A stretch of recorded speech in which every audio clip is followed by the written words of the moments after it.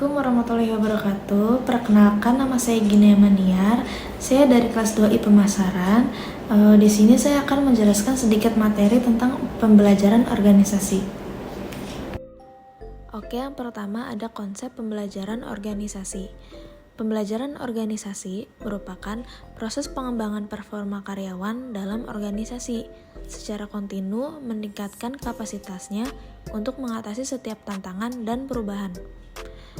Lalu, pembelajaran merupakan proses untuk mendapatkan pengetahuan yang dilanjutkan dengan aktualisasi. Nah, selanjutnya ada tujuan pembelajaran organisasi. Yang pertama, untuk meningkatkan kualitas dan kuantitas kinerja. Yang kedua, yang memungkinkan perusahaan untuk mengembangkan dan meningkatkan jumlah penjualan. Yang ketiga, mencari dukungan. Yang keempat, menciptakan, mempertahankan, dan menumbuhkan pelanggan baru. Selanjutnya, tingkatan pembelajaran organisasi. Ada 3 nih.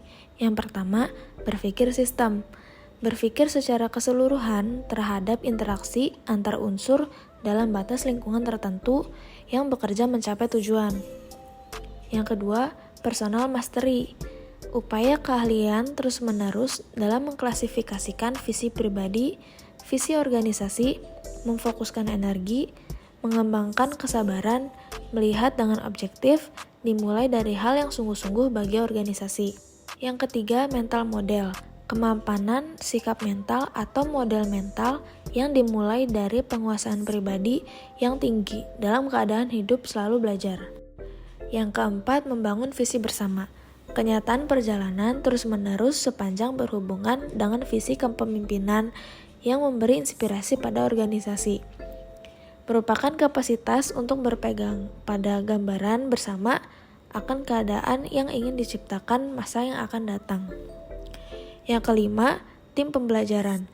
Pembelajaran dalam tim dimulai dengan dialog, merupakan kemampuan anggota tim untuk menunda asumsi dan masuk ke dalam pikiran bersama secara murni, menurut Senge tahun 1994. Teori pembelajaran dalam organisasi. Yang pertama, operant conditioning or Skinner. Ini adalah kondisilah yang membuat perilaku orang mau belajar secara sukarela untuk memperoleh imbalan atas prestasi atau kegagalan atas kesalahan yang diperbuatnya. Selanjutnya, classical conditioning. Ivan Pavlov, ahli psikologi Rusia, melakukan eksperimen dengan mengajarkan anjingnya untuk merespon suara lonceng. Dia menemukan suatu kesimpulan bahwa apabila kondisi tidak ada stimulus, maka tidak akan terdapat respon terhadap suatu objek yang menjadi fokus perhatian sebaliknya. Lalu ada social learning theory. Robbins menguraikan tentang social learning bahwa orang atau masyarakat akan melakukan pembelajaran melalui pengamatan dan pengalaman secara langsung tentang terjadinya masalah atau objek. Model pembelajaran masyarakat. Yang pertama ada proses memperhatikan atau attentional process. Yang kedua, proses mengingat atau retention process. Yang ketiga, ada proses mesin untuk meniru atau reproduction process. Yang keempat, ada proses pemberdayaan atau penguatan, yaitu reinforcement process.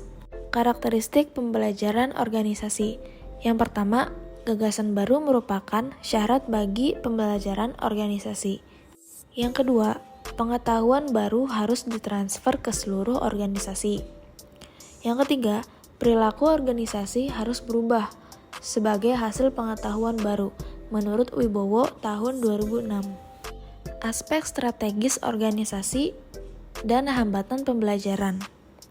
Organisasi belajar berkaitan erat dengan upaya mencari jawaban bagaimana organisasi mengantisipasi perubahan lingkungan yang cepat agar bisa bertahan dan tampil sebagai pemimpin di bidangnya.